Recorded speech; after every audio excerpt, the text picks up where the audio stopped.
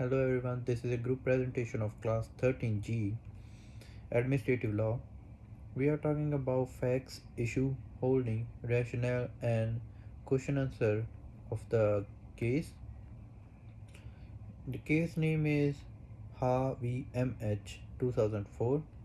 Our group members are ARSHDEEP Singh, DILSHAD Khan, Manveer Singh, NAVJOT KAUR, KAMALPREET Singh and SAHARSH HARISHBHAI PARSANA. Moving to the facts. This case deals with assault, defamation, and battery, showing how words and actions can have serious legal consequences. So there were two main peoples involved in this case. First is Master Ki Sangha, a well-known Taekwondo grandmaster in Canada, originally from Korea. He moved to Canada in 1973 and built successful career and founding Taekwondo schools and leading major organizations. His reputation was extremely important to him. The other person involved was Madam H, the president of Quebec Taekwondo Association and a senior official in Taekwondo Canada. She was one of the few women in leadership in sports and was struggling to become president of Taekwondo Canada at the time. The incident occurred on June 15 and 16, 2001 at a Taekwondo Canada board meeting and social event in Toronto. During the event, few food and drinks were served and the attendees were dancing. While dancing together, Madam H claimed that Master Ha touched her inappropriately, first placing his hands on her back and then moving them lower and finally grabbing her buttocks. Shocked, she walked away and sat down, but the interaction continued. Master Ha sat near her, touched her arm, and his rubbed his hand against her breast. So, what happened next? Madam H was disturbed and by the incident, but didn't react strongly at the time. She later said she was in shock and didn't know how to react. A week later, she reported it to Master Ha's brother, who was Secretary General of Taekwondo Canada. On June 1, 2001, she met with Master Ha in Edmonton to discuss the issue. According to her, Master Ha apologized, saying he had been drinking and didn't remember what happened. Still, she felt it was important to report to prevent the similar incident.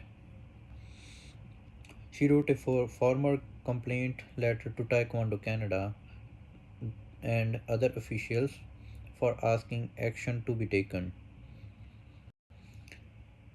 So, what did the court look at?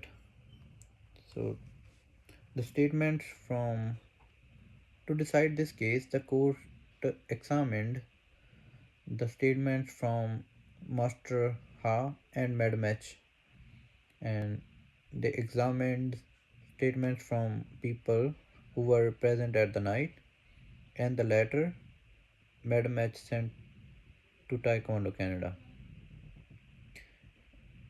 Moving to why this case is so important. So first of all, this case wasn't just about two individuals. It raises bigger question about defamation and versus truth. Can someone be sued for reporting inappropriate behavior? The second thing is personal accountability. How should people in leadership position act? Third is ethical responsibility. When should organization take action? So that's all from my side. I want my group members to proceed further. Thank you. So there are three main issues. Firstly, we can talk about trademark dispute. Since the multiple schools opened, Mr. Ha, named by operated by, but it's operated by two others. It's one of the school's name key to of the Minister Identity of Business. If the minister ha never in the fact reasons business name or trademark, other may have utility or with the authorities. Next, moving further, license issues. If other school in other cities utilize Minister Ha reputation student, did Minister Ha expect to implement others to utilize his name or doing independently without legal contact? Last but not least, family and business relations. A minister ha contact with others who are operator to other schools, then they could disagreement regarded whether, because there are several reasons, such as with the no agreements there might be legal issues regarding whether or not operator were taking advantage of minister ha refused. Hello, this is Manveer Singh. Now I would like to talk about the key holding of this case. The court ruled in favor of defendant MH and struck out action for the defamation. This was based on invoking the responsible communication on the matter of public interest defense, which insulate one from communicating on public matter, like for fearing of actions in defamation as long they do so responsibly. The court also noted the defendant statement fell within the defense as they were made in context of public interest. The ruling went wrong way in balancing claim in defamation the and the protection of free speech in matter of public interest. And the key holding of ruling, the court applied the responsible communication defense as the defense to free expression on matter of public interest.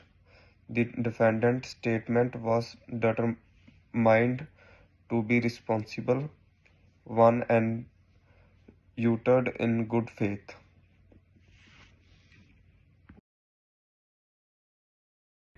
Hi, my name is Kamalpreen.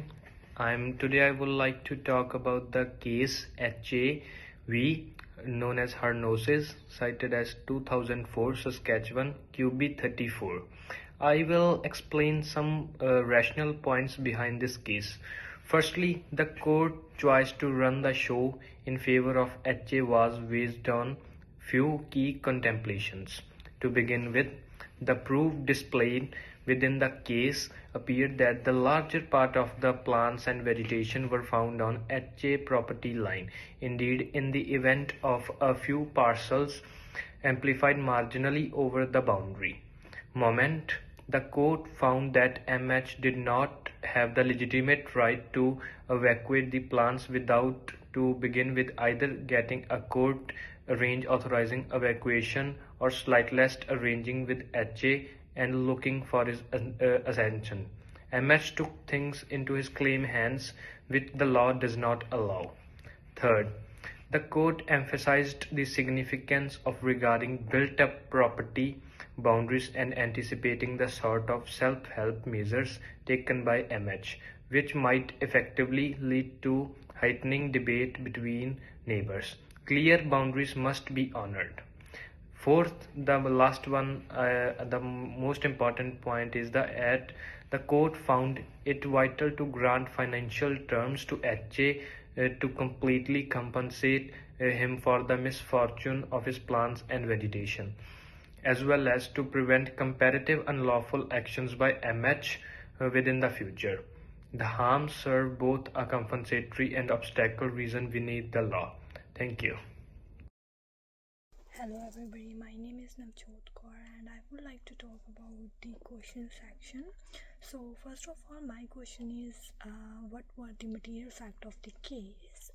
Actually, according to my viewpoints, I see everything, and at the end I think so Singh had sued MH for the defamation on the basis that in the letter she had written to the Taekwondo Canada, she had made a false assumptions of sexually against him.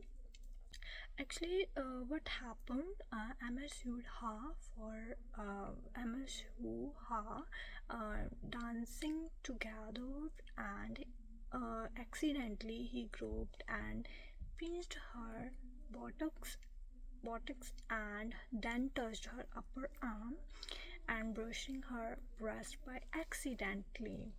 So second question is that what were the MH defenses to defamations? According to my viewpoints, it's a two MH defenses. Firstly, truth, and secondly, qualified. In this truth, she truly believed that what had occurred in her letter, and secondly, qualified, she had a duty to inform the Taekwondo Canada about the misconduct, and that letter had interest in knowing. And third question is that what was the court ruling in her action in defamation? In this answer, according to my viewpoint, the court dismissed her action in defamation on the ground of MH words being qualified, privileged, and true. And the last question is that why did the court not grant punitive damages?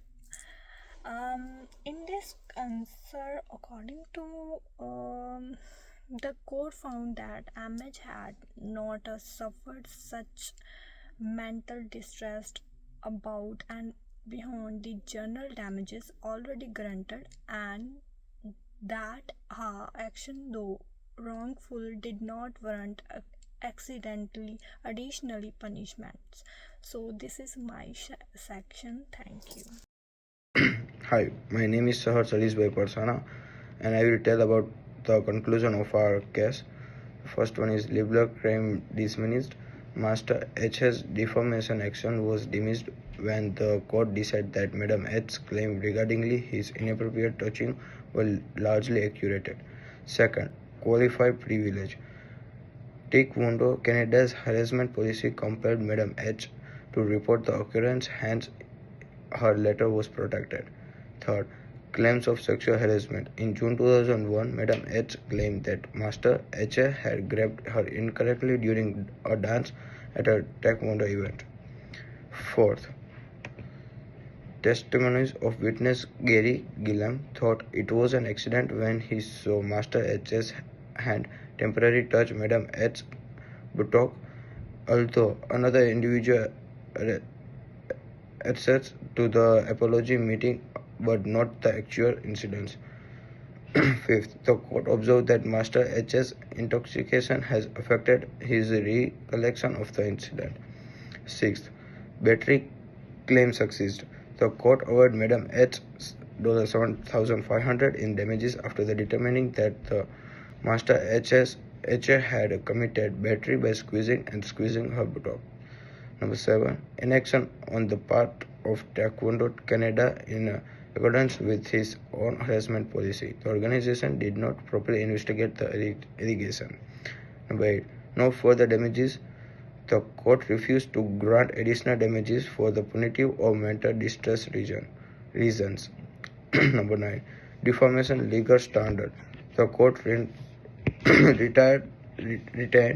that a remark must be both false and detrimental to the one's reputation in order to be considered defamatory. Madam H's statement failed to fulfill his requirement because they were factual. Number 10. Culture and gender dynamics. Given that Madam H met opposition during her president campaign, the case brought to light gender and power dynamics in a male-dominant sport. Thank you.